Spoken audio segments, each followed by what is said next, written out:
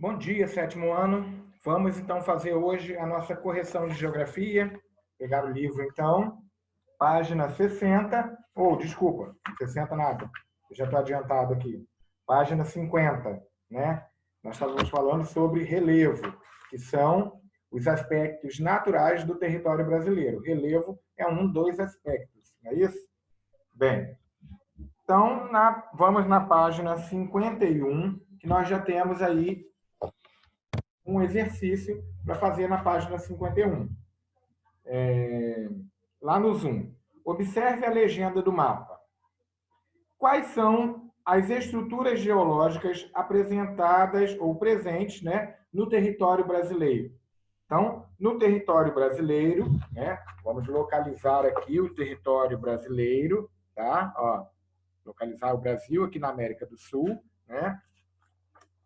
E se vocês observarem a legenda, né, pela legenda que aí embaixo tem, vocês vão ver aqui, ó, a legenda, né?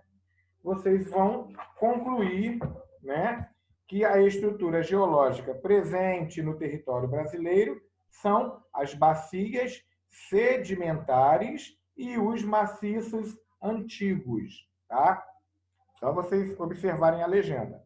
Número 2. Qual estrutura geológica não está presente em nosso país? Aí nós vimos, né, que os dobramentos modernos não fazem parte do relevo brasileiro. Tá? Então, os dobramentos modernos não fazem parte do relevo do Brasil.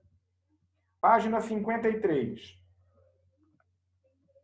Na página 53, nós temos cartografia em foco. E aí, a questão. Observe os mapas e faça uma leitura das informações contidas nele. Em seguida, responda as questões. Número 1. O que cada um dos mapas representa?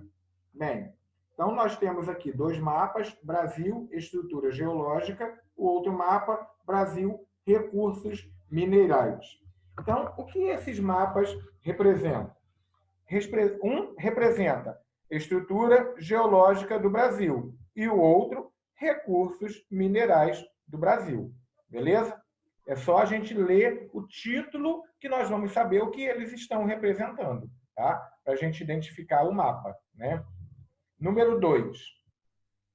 De que forma os minerais metálicos e os combustíveis fósseis foram representados no mapa 2?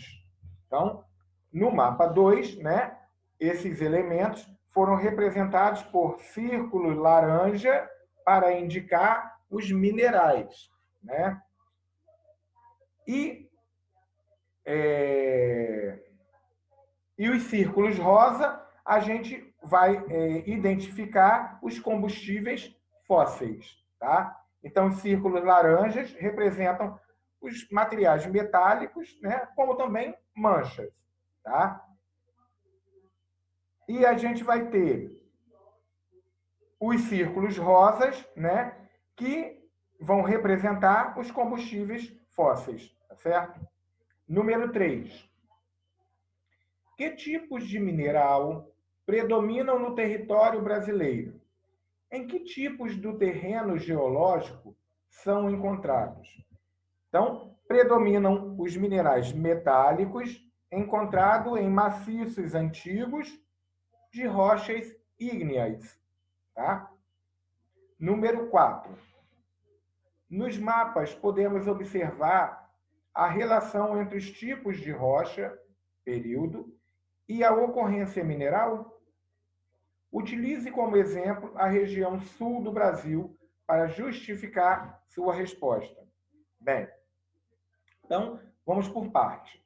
Nós podemos observar a relação entre os tipos de rocha e período e a ocorrência mineral? Sim, né? Em áreas de rochas mais antigas, ocorre a presença de minerais metálicos, como o alumínio, o manganês e o ferro. Tá? Em rochas sedimentares, a presença de combustíveis fósseis, como petróleo, gás, xisto e o carvão mineral.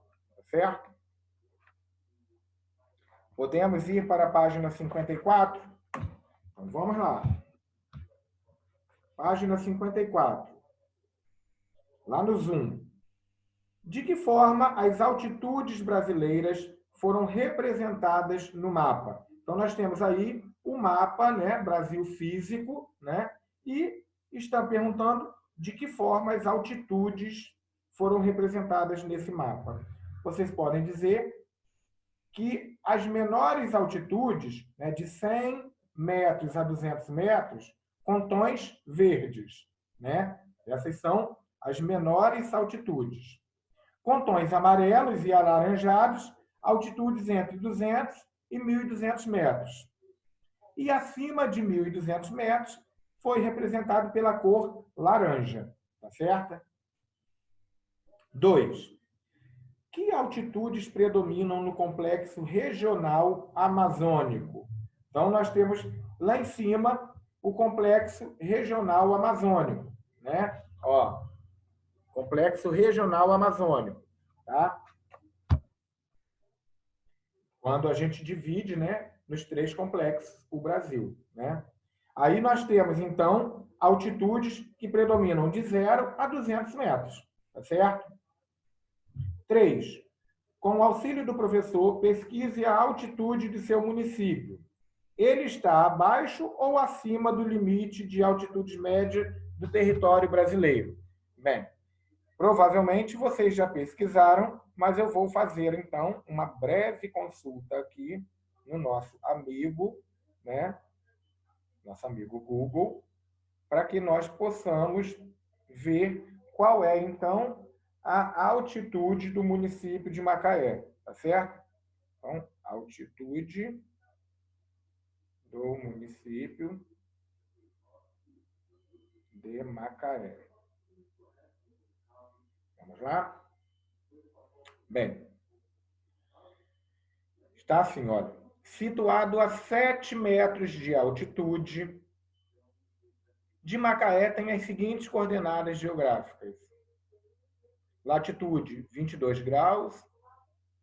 Sul, longitude... Bem, então, nós estamos situados a 7 metros de altitude, tá certo?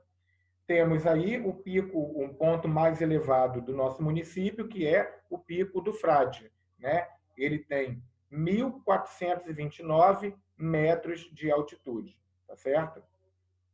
Então,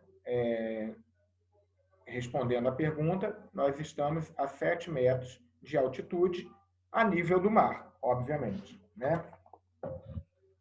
Vamos para a próxima página de exercícios. Página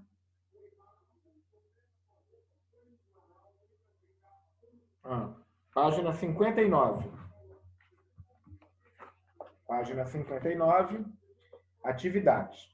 Explique o que é estrutura geológica. Bem, estrutura geológica, vocês podem dizer que é o substrato rochoso de um terreno, tá? Sua composição é resultante da dinâmica geológica da natureza, tá bom? Número 2. Organize um quadro comparativo sobre as estruturas geológicas presentes em nosso país. Então, nós temos as bacias sedimentares e os escudos cristalinos, que são os tipos de estruturas geológicas do Brasil, tá? Então, quais são as características das bacias sedimentares? Vamos lá. Características são mais recentes do que os escudos cristalinos. Então, como características, né, elas são mais recentes do que os escudos cristalinos e constituem em depressões preenchidas por fragmentos minerais de rochas erodidas e sedimentos orgânicos. Tem a presença de riquezas naturais, como reservas petrolíferas e carboníferas. Tá? Então, essas são as características das bacias sedimentares. E nós já falamos também, né, das riquezas que têm as bacias sedimentares. Nós temos aqui, então, riquezas naturais, né, como as reservas petrolíferas e carboníferas. Agora, os escudos cristalinos, as características e a presença de riquezas naturais.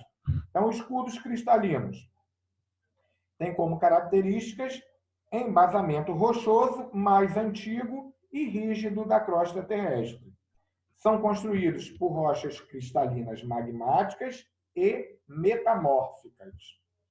Tem a presença de riquezas da natureza, né, como nos maciços do Proterozoico, formaram-se jazidas de ferro, manganês, estanho, alumínio, ouro, entre outros minerais metálicos. Tá certo? Número 3. Justifique a baixa atividade tectônica no território brasileiro. O que é atividade tectônica? O movimento das placas tectônicas, né? Por que no Brasil não existe, né? Então, esse movimento das placas tectônicas, ou se existe, é com baixa intensidade, né? É o que provoca os terremotos, os maremotos, né? São esses fatores provocados aí pelo movimento das placas tectônicas. Então, vamos à resposta. O Brasil está situado no centro da placa sul-americana, distante, dessa forma, das forças de tensão que surgem na área de atrito das placas do litoral do Oceano Pacífico. Tá certo? Então, por ela estar localizada, né, situada na placa sul-americana e distante, né, dessas placas que têm esses atritos, o Brasil não tem, então, esses movimentos de placas tectônicas, tá? As atividades tectônicas. Número 4. O corte topográfico e geológico mostrado a seguir representa o perfil feito por um pesquisador que se deslocou da área costeira para o interior do Brasil. Nesse corte estão indicadas importantes formas de relevo: planície, tabuleiros, planalto e depressão. Observe. Então, o que seria corte? Uma passagem, né? Um pedaço. Tá? Então, seria um pedaço do trajeto de deslocamento, né, de um pesquisador. Ele fez de uma área costeira ao interior do Brasil. Tá bom? Bem, aí o que se pede? Nomeie as formas de relevo indicadas pelos números 1 e 2. Então, nós temos aqui, né, as formas de relevo 1 e 2. Tá? Então, nós vamos dar nomes a essas formas que aí estão. 1 estaria representando uma planície, né? E o número 2, por que planície? Porque é uma parte baixa, né? É uma parte rasteira ali. E o número 2 representa um planalto, né? Que é a parte mais alta, tá certo? Bem, letra B. Diferencie as formas de relevo indicadas. Então, nós temos que é a planície, né? Áreas planas localizadas sobre bacias sedimentares, onde predomina a sedimentação. E 2, áreas que apresentam irregularidades, chapadas, serras, escarpas, onde o processo de erosão supera o de sedimentação, né? Então, nos planaltos, né, existe maior erosão, mais erosão do que sedimentação. É óbvio, né? Quando ocorre o processo de erosão, os dejetos que saem da parte de cima do planalto, né, eles vão caindo e para a parte de baixo, para a planície, né? Então, a planície é que vai sofrer maior parte de sedimentação, tá certo? Número 5. Observe a sequência de imagens. Em seguida, responda as questões. Então, nós temos aí 3 imagens, né? Não muito agradáveis, vocês podem observar. Letra A. Em sua opinião, que motivos levaram as pessoas a morar nesse lugar? Ou nesses lugares, né? Que lugar seria esse? Os morros, né? Então, vocês podem colocar que os motivos são geralmente falta de recursos, né? Recursos financeiros. Fazem com que as pessoas passem a habitar áreas mais remotas em suas cidades, tá certo? Então, eles vão para encostas de morro, né? Lugares onde tem menos valor imobiliário, tá? Então, eles habitam essas regiões que são mais perigosas, tá certo? Por conta da falta de dinheiro e por ser áreas mais baratas, tá? Letra B. Cite 2 fatores que levaram à ocorrência do deslizamento. Então, o que vocês, observando aqui as imagens, né, vocês podem dizer que levaram a esse deslizamento? A gente pode citar como a retirada de cobertura vegetal, né? Isso vai propiciar ao deslizamento, né? Pode colocar também a ocupação indevida das encostas, né, de morros, um grande número de pessoas habitando essas regiões também, né, faz com que os morros fiquem fragilizados, né, as encostas fiquem fragilizadas e venham a deslizar, né? E podemos também colocar o mau uso do solo, né?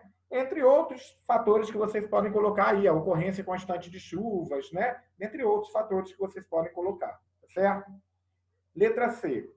Que consequências ambientais e sociais esse evento provocou? Bem, o evento de deslizamento, né? O que esse evento de deslizamento provoca, então, né, para essas regiões? Bem, ela vai afetar a biodiversidade, obviamente, né? Outra coisa seriam as perdas materiais que as pessoas que residem nessas localidades vão sofrer. E também uma grande consequência que seria a perda de vidas humanas, né? As pessoas, provavelmente, muitas pessoas morrem em consequência dos deslizamentos que acontecem no Brasil, tá bom? Bem, hoje, então, nós ficamos por aqui e a próxima aula nós vamos para falar um pouco de hidrografia, né? Que é mais um aspecto natural do território brasileiro, tá certo? Então, uma boa semana para vocês e fiquem com Deus. Falou? Tchau, tchau.